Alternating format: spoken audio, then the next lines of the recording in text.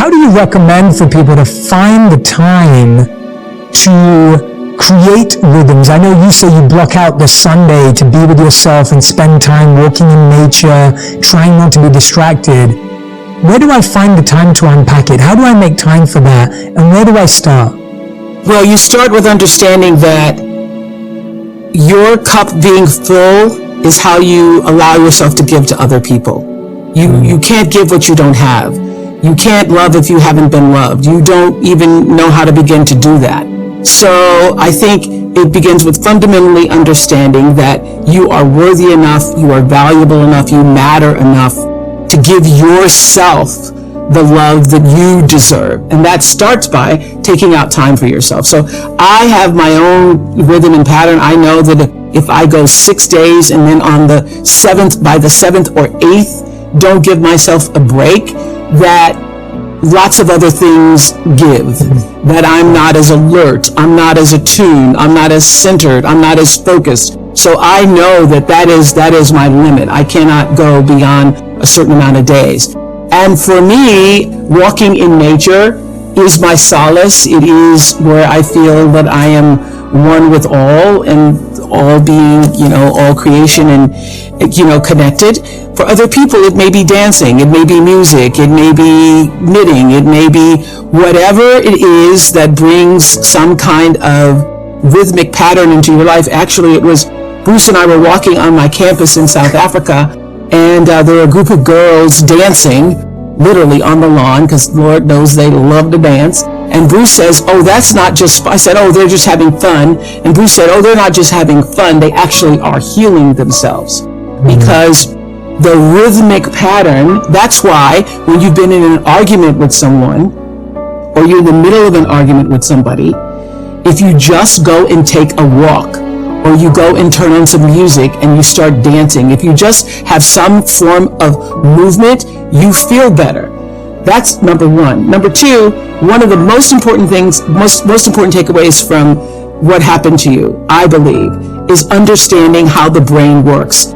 So you see that beginning with the brain stem, that's the lower part of the brain, all the way to the cortex and through the limbic area, you understand that when you're upset or in fear or angry or are in an antagonized state, and you're trying to reason with a person, a child, your spouse, your boss, your friend, they literally cannot hear you because the reasoning part of the brain is in the cortex, and what you're saying is only reaching the brain stem.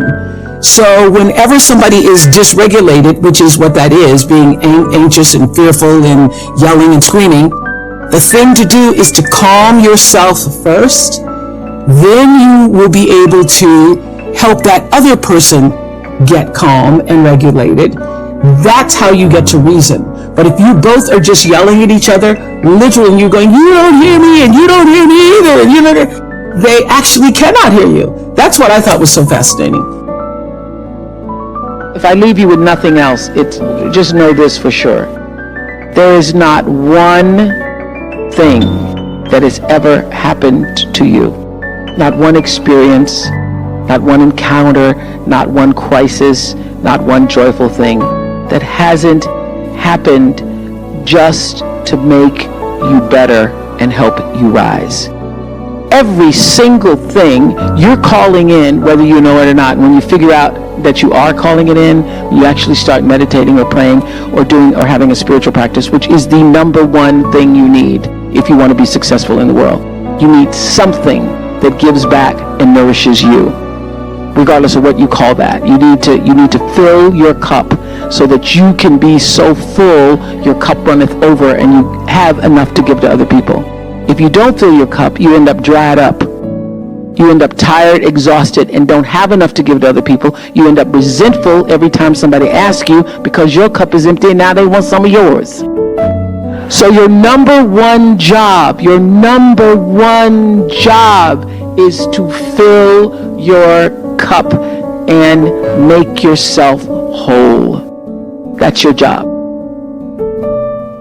The best way to begin to figure out who you are really meant to be is to ask the universe, God, that question. God, how can I be used in service to myself first? And how can I then use that service to serve the world? Use your life to serve the world, and you will find that it also serves you. One of the biggest mistakes people make is thinking that they have to get paid a lot of money or even get paid at all for their calling. You are here to honor your calling, whether you're paid for it or not. If you can get paid for it, that makes life exponentially better. But if you are not paid for it, that is also really just fine, because honoring the calling feeds everything else you do in your life. I have always known this about celebrity. The real power of being somebody that somebody knows, and I really think that the only difference between being famous and not is that more people know your name. So the only difference between understanding that is understanding that what Selma has done, what Susan has done, what Anna has done, Rebecca has done, what Jim has done, what I've done, you too can do. Because true philanthropy comes from living from the heart of yourself and giving what you have been given. How will you do that? How will you use your personality, the energy of your personality, to serve that which is your soul's calling? I know this for sure. Any life, no matter how fantastic it is, how glorious it seems, how much attention you receive, how much square footage you have, any life and every life is enhanced by the sharing and the giving and the opening up of the heart space. Your life gets better when you can find a way to share it with someone else. So what we've done, you can do. The real empowerment comes when every person leaves this room and makes a decision. Maybe that decision is that you will write a check and support some of the wonderful organizations you've heard here today. But the true decision is, how will you use yourself? How will you use everything that you have been given to serve that which is greater than yourself?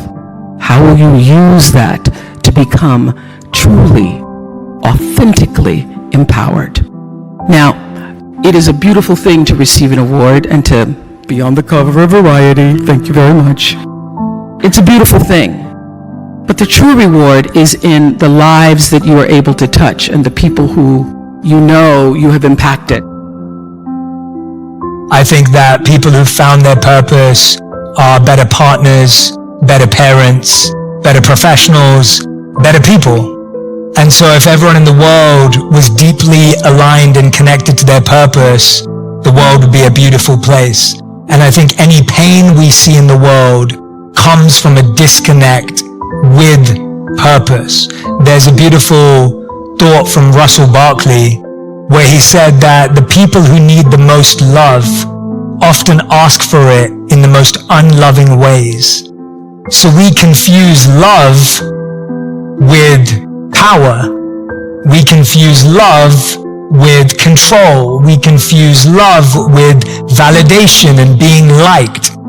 And to me, love comes from living our purpose, self-love and true love with other people. We all have what's called the monk mind and the monkey mind.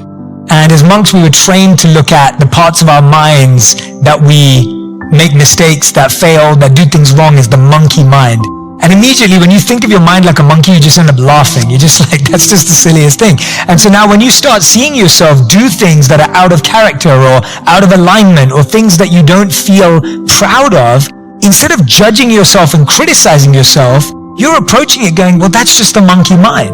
Let me understand that is separate of me. That is not me. That is a habit that I've taken on. That is a group of people that I've spent too much time with. It's an idea that I've absorbed. If you can look at these things as separate to who you are, you can now actually tackle them, versus when you think you are them, it just leads to guilt, judgment, self-criticism, and self-sabotage, which I'm sure a lot of us are privy to, that we go through this period where we're like, I can't believe I did that, I shouldn't have said that, I just wish I didn't say that in that moment. And that doesn't change your behavior. It doesn't switch how you feel. It just creates more regret. Yeah. But when you go, wait a minute, that's just a monkey mind. I've got that condition. I've associated with that type of environment and energy. Let me approach it as something that is separate of me. Creating that distance and space from our challenges lets us actually start solving them.